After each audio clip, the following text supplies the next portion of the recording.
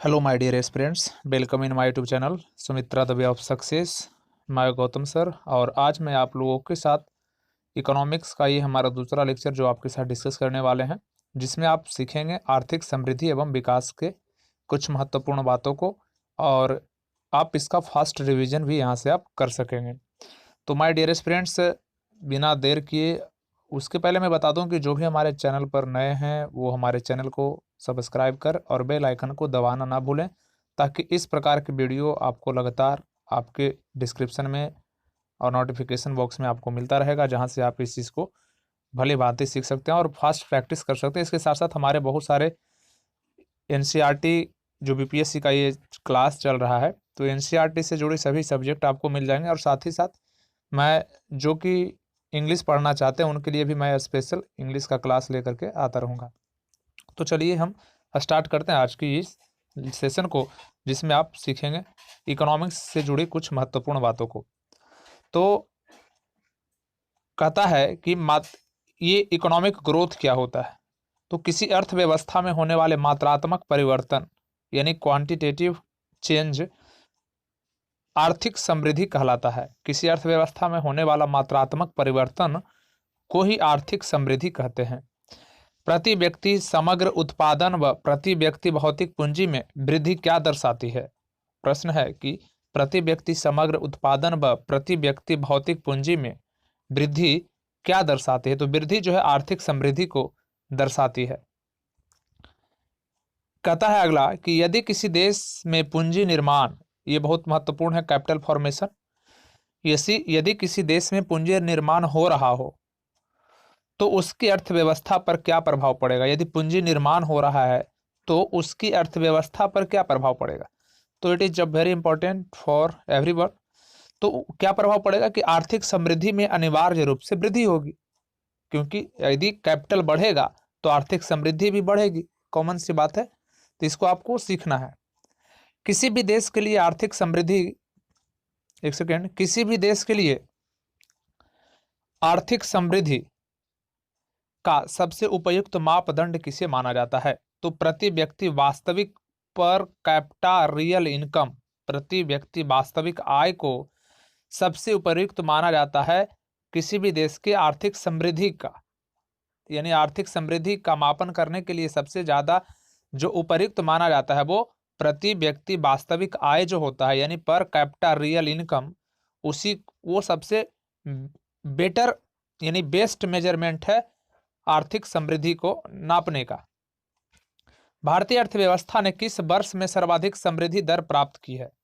प्रश्न है कि भारतीय अर्थव्यवस्था ने किस वर्ष में सर्वाधिक समृद्धि, तो ये है 2006 से 7 का पीरियड, जिसमें 9.6% था। अगला है भारत में बचत और पूंजी निर्माण की ऊंची दर होते हुए भी समृद्धि दर कम होने का मुख्य कारण क्या है। तो पूंजी उत्पाद अनुपात का अधिक होना, पूंजी उत्पाद अनुपात का अधिक होना, पूंजी निर्माण की ऊंची दर का होते हुए भी समृद्धि दर कम होने का मुख्य कारण है। एशियाई विकास बैंक, एशियन डेवलपमेंट बैंक के अनुसार 2019 में भारत की समृद्धि दर 6.5% थी। किसी अर्थव्यवस्था में होने वाले मात्रात्मक एवं गुणात्मक परिवर्तनों को आर्थिक विकास कहते हैं। इसमें सामाजिक मूल्य निहित होता है, सामाजिक मूल्य भी इसमें शामिल होता है। ये मात्रात्मक एवं गुणात्मक परिवर्तनों को आर्थिक विकास कहते हैं, इकोनॉमिक डेवलपमेंट। अब है कि आर्थिक विकास के मुख्य संकेतक क्या हैं। तो आर्थिक विकास के मुख्य संकेतक है मानव पूंजी में वृद्धि, असमानता में कमी और अर्थव्यवस्था में संरचनात्मक परिवर्तन। आर्थिक उदारीकरण की नीति लागू होने के पश्चात किस वर्ष आर्थिक विकास दर सर्वाधिक रही। तो 2006 से 7 का पीरियड में 9.6%। किस पंचवर्षीय योजना में आर्थिक विकास दर इकोनॉमिक डेवलपमेंट रेट सबसे कम रही है। तो तीसरी पंचवर्षीय योजना में, आपको याद रखना है, आर्थिक विकास दर तीसरी पंचवर्षीय योजना में सबसे कम था। किस पंचवर्षीय योजना में आर्थिक विकास दर सर्वाधिक यानी 7.8 रहा है। तो वो 11वीं पंचवर्षीय योजना में, सबसे अधिक 11वीं और सबसे कम तीसरी पंचवर्षीय योजना में। सकल घरेलू उत्पाद यानी ग्रॉस डोमेस्टिक प्रोडक्ट उत्पादन जो जीडीपी है में परिवर्तन की दर क्या कहलाती है? तो आर्थिक विकास दर। यानी जीडीपी में परिवर्तन की दर क्या कहलाती है? आर्थिक विकास दर।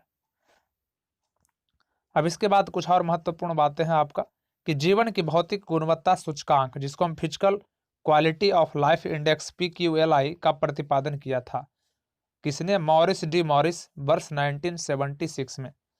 मॉरिस डी मॉरिस, और ये प्रश्न रिपीटेड है आपके प्रश्न एग्जाम में ये आ सकते हैं। भौतिक गुणवत्ता सूचकांक जीवन की, तो मॉरिस डी मॉरिस ने। अगला है कि वर्ष 1970 में आधारभूत आवश्यक प्रत्यागम, वर्ष 1970 में आधारभूत आवश्यक प्रत्यागम बेसिक नीड्स अप्रोचेज दृष्टिकोण का प्रतिपादन किसके द्वारा किया गया था? तो विश्व बैंक द्वारा। किसके द्वारा? विश्व बैंक द्वारा। आर्थिक विकास ने मानव आर्थिक विकास के मापन हेतु क्रय शक्ति समता विधि, इसको हम PPP है ना, क्रय शक्ति समता विधि का प्रतिपादन किसने किया था? आर्थिक विकास के मापन हेतु ये क्रय शक्ति समता विधि जिसको हम PPP भी कहते हैं, तो GR कैसेल ने। GR कैसेल ने। विश्व बैंक के अनुसार क्रय शक्ति समता परचेजिंग पावर पैरिटी जो होता है, विश्व बैंक के अनुसार क्रय शक्ति समता यानी परचेजिंग पावर पैरिटी PPP का फुल फॉर्म हो गया के आधार पर चीन एवं संयुक्त राज्य अमेरिका के बाद भारत तीसरी बड़ी सबसे बड़ी अर्थव्यवस्था है। किसके अनुसार? विश्व बैंक के परचेजिंग पावर पैरिटी के अनुसार। पहला चीन, दूसरा अमेरिका और तीसरा सबसे बड़ी अर्थव्यवस्था भारत की। वर्ष 2020 में जारी अंतर्राष्ट्रीय तुलनात्मक कार्यक्रम ICP के अनुसार परचेजिंग पावर पैरिटी के आधार पर विश्व जीडीपी में भारत की भागीदारी कितने प्रतिशत रही? तो 6.7%।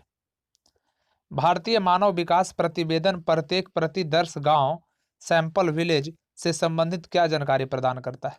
भारतीय मानव विकास प्रतिवेदन प्रत्येक प्रतिदर्श गांव से संबंधित क्या जानकारी प्राप्त करता है? तो आधारिक संरचना, सुख साधन, शिक्षा तथा स्वास्थ्य संबंधित सूचकांक। किस अंतरराष्ट्रीय संस्था के द्वारा वर्ष 1990 से मानव विकास सूचकांक जिसको ह्यूमन डेवलपमेंट इंडेक्स HDI को प्रस्तुत किया जाता है?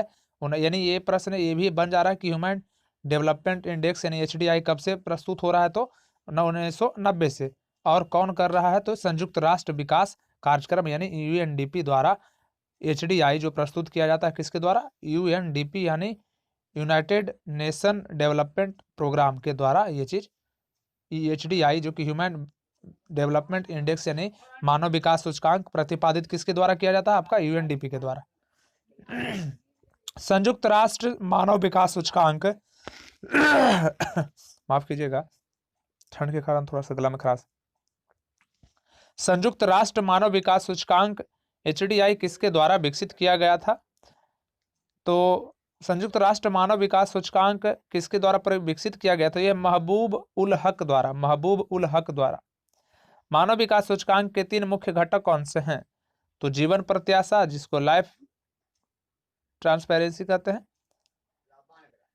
शैक्षिक स्तर यानी जीवन प्रत्याशा, शैक्षिक स्तर एवं प्रति व्यक्ति सकल घरेलू उत्पाद, ये 3 चीज हैं इसका मानव विकास सूचकांक के 3 मुख्य घटक। जीवन प्रत्याशा सूचकांक लाइफ एक्सपेक्टेंसी, जीवन प्रत्याशा सूचकांक जो कि लाइफ एक्सपेक्टेंसी इंडेक्स हो गया LEI की गणना हेतु अधिकतम आयु प्रत्याशा 85 वर्ष तथा न्यूनतम आयु प्रत्याशा 20 वर्ष ली जाती है। ये महत्वपूर्ण पॉइंट है लाइफ एक्सपेक्टेंसी इंडेक्स के लिए। मानव विकास रिपोर्ट 2019 में किस देश का प्रथम स्थान मिला था?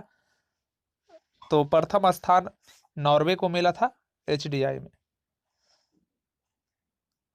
फिर है सतत आर्थिक विकास से क्या अभिप्राय है? तो वर्तमान पीढ़ी के विकास के साथ साथ भविष्य का आर्थिक विकास भी सतत आर्थिक विकास से मतलब रखता है। तो आपके महत्वपूर्ण है कि मानव विकास सूचकांक 2019, ह्यूमन डेवलपमेंट इंडेक्स 2019 में भारत का विश्व में 129वां स्थान है। ये HDI 2019 की इस बुक में मेंशन किया गया है। तो ये चीज आप यहाँ से समझ पाए तो महत्वपूर्ण है।